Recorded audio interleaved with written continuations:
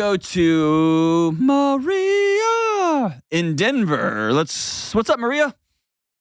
Hello, John. I am very, very nervous. Don't be. You're good. I haven't lost a patient yet. What's up? Actually, you're not my patient, but you know what I mean. What's up? So I am 25 years old with 3 kids. Holy smokes. Recently divorced. Why? So, yeah. Why'd you get divorced? We were high school sweethearts. Gross. I know. I'm just kidding. I'm jealous. I'm jealous. I don't know. So it's a very weird scenario. We didn't quite know each other when I ended up pregnant. Okay. She ended up being a prom baby. So, awesome. I know. Great. And then 3 months after I found out I was pregnant, I quite didn't know his family because, again, it was kind of an oops and we barely knew each other. He left for the military. So I had to go through the pregnancy pretty much by myself up until 2 months prior to me delivering the baby. I had to get to know his family all by myself. So that was great. Was it? Was it, Maria? Was it great? I loved my mother-in-law at first, and the years went by, and I just really disliked her. Okay. All right, so you've got 3 kids, 3 little 8, ones. 5, and 2. Holy smokes on a stick. All right, so 8, 5, and 2. Yes. You've got one kid asking you about sex, and you've got one kid who's still babbling about in diapers, and a 5-year-old who doesn't even know what day it is. So, okay. And you recently divorced. How recently is your divorce finalized?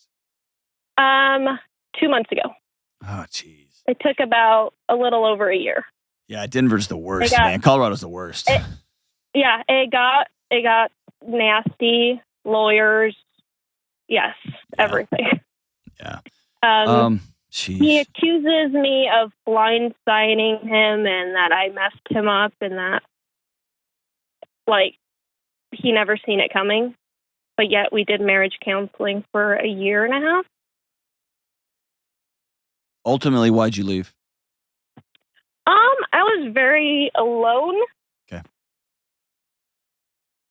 I pretty much did everything.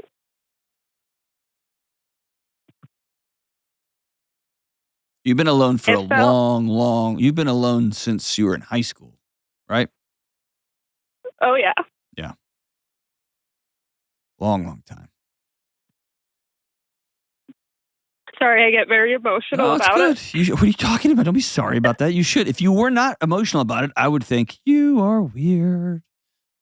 And I mean, I come from divorced parents myself. Yeah. His parents aren't divorced, but they should be. Okay. Or they're divorced. They're non-divorced roommates, right? Yeah. Yeah. Yeah. They threaten each other to get a divorce every 3 months. Oh my gosh. All right. So you're here. How can I help? What can I help you with? This is a mess. I'm so sorry. I'm just heartbroken with you. No, I mean, I was alone. I was like a 2-parent household, but really I felt single my whole marriage, probably like 2 years. I did everything. I mean, we both worked full time. He made great money. He definitely provided. He was more of a provider more than anything. Okay. He was super stressed out with his job, and I was like, you know what? Take a huge pay cut if that means our marriage will get better. He went to a much more relaxed job. Nothing changed. We would go to marriage counseling. It would fix the issues temporarily. Once I asked for the divorce, well, it all started. He looks at me and he's like, "You've been acting weird these past 3 months." And it's like, I just thought to myself, why did it take you so long to ask? I think that's a good question, but it's also can be an unfair question. Yeah. Because you might not have been a safe person to ask that question to. Or he may have felt you stressed and thought the greatest gift he could give you after watching his dad get terrorized by his mom, the greatest gift he could give you was space. Yeah. And it may have been, it took months of courage for him to go, hey, what is wrong? I'm just speculating here, but those he should have known. man, I don't like those kind of games, to be honest, because it's like you should read my mind. Well, I don't know how to read your mind. I tried to read your mind. You're doing the wrong thing. It's so much cleaner just to say, here's what I need. And that's yeah. And I mean, go ahead. And I mean, I feel like I've definitely asked for it. Okay. Over and over again. I could be wrong. I mean, I definitely know I have my faults. But when I asked for the divorce, I guess really what bugs me now is when I asked for the divorce, he looked at me right away and he said, I'm never getting married again or ever dating someone again. And I'm like, has he already found somebody? Yeah. I'm like, you're lying. Like, I looked at him and I said, you are 28. I was 24, 23 at the time. I said, we have a long life ahead of us. We are both going to find someone again. I said, the only thing I ask is you don't bring someone randomly into our kid's life right away. Sure. I said, date all you want. I'm perfectly fine with that. That's all I asked from him. So, filed for divorce. 3 months later, girlfriend starts showing up to our kids' soccer games and school activities.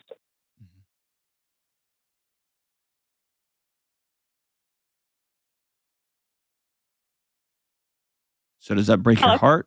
Yeah, I'm here. Like and I mean, it doesn't like. Are you mad that he moved on so fast? Are you mad that he found somebody serious so fast? Like what's the hole in your heart? What makes me so mad is like not giving that respect that was all I asked for. He may not see her as somebody random. Or he may have been seeing her for 3 years. We get along on and off. He's very bipolar about it. He has told me that the only reason he started dating her is because he couldn't be alone. Yeah. Okay. And I just you gave him some what I would you gave him some very unclear directions.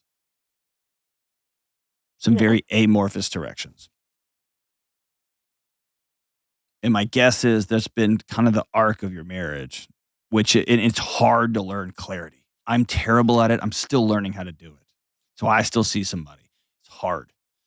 But hey, just don't bring somebody random. That's so unclear. Yeah. I want to meet the person that you're dating and vet them before they're around our kids. That's clear. And I did say that, so my fault for not saying that. Okay. Okay.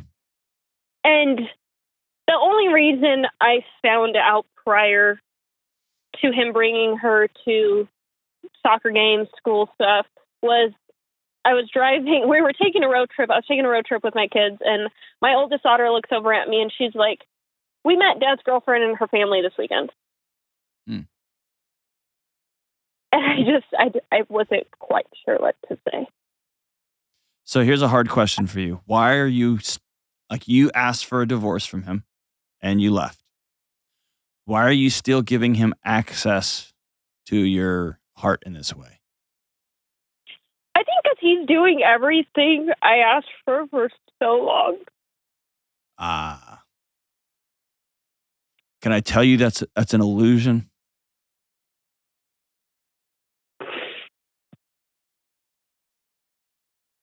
I mean, I was the one that always had to take time off to watch the kids. He would rarely ever plan vacations with them. And all of a sudden, he's so interested in their education and how they're doing and their sports and this and that. Can you celebrate the fact that he's not a terrible absentee father? Because you got what you asked for.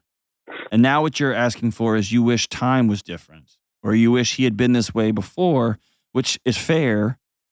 But you're still giving him access instead of saying, God, thank God he finally figured it out because this is the dad of my kids. Would have been nice if you'd been this way with me. And I hear the saying, like, it sucks I asked for a divorce, but I'm thankful because now my kids get the dad they deserve. Well, that's a terrible saying. That's an awful saying. I don't think I'd ever be grateful for that. Definitely stuck with me.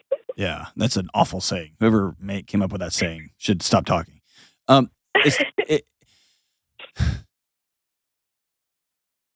You are walking around. Here's the deal. You think something's wrong with Maria.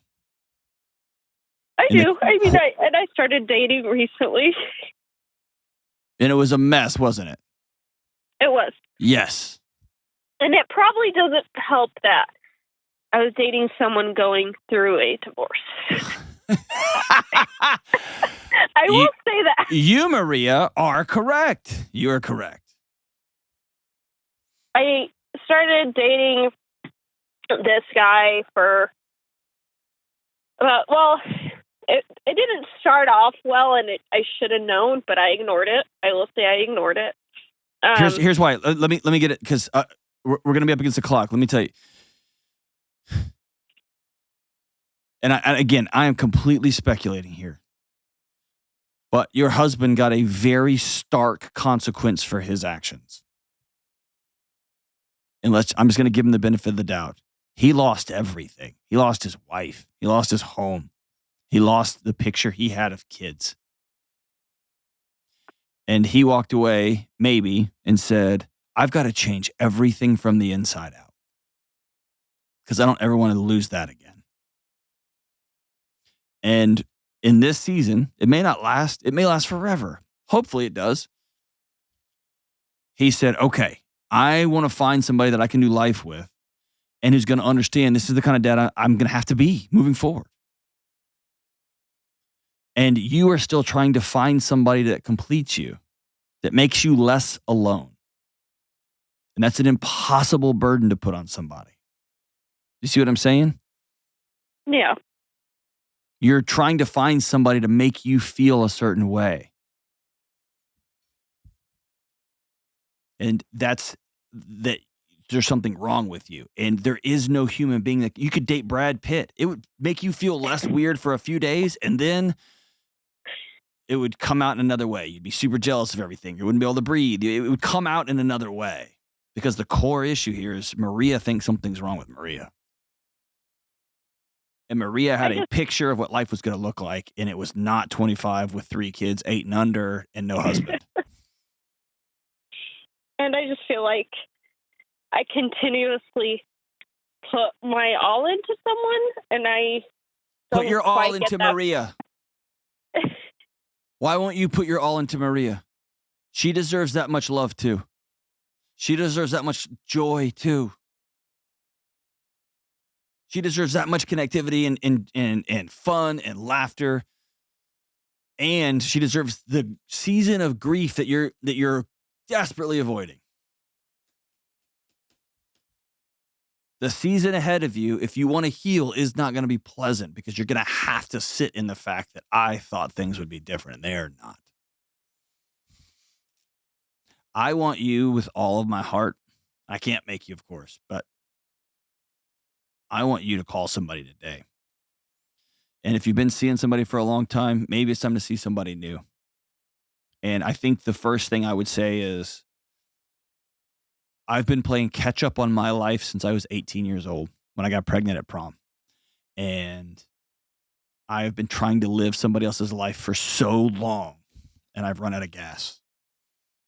And I need to learn how to love Maria. I need to learn who Maria even is. But I need to learn how to love and take care of and honor and respect and treat with dignity Maria, so that I'm filled up enough to take care of my kids, so that I am filled up enough so that when I meet somebody, I won't have to be a vampire for them, take everything they've got trying to fill me up. Instead, I can look at them and say, how can I best love you? And then you get to choose whether you want to do that or not. And then you can say, with your head held high, here's what it's going to take to love me. But all of that starts with Maria deciding, I love Maria enough to make sure Maria's all right. Hang on the line. I'm going to send you a copy of Own Your Past, Change Your Future. I want you to read that book, start to finish, and I want you to call a counselor and say, I need to learn how, new skills, to stop playing catch up on my life, and to learn to love me.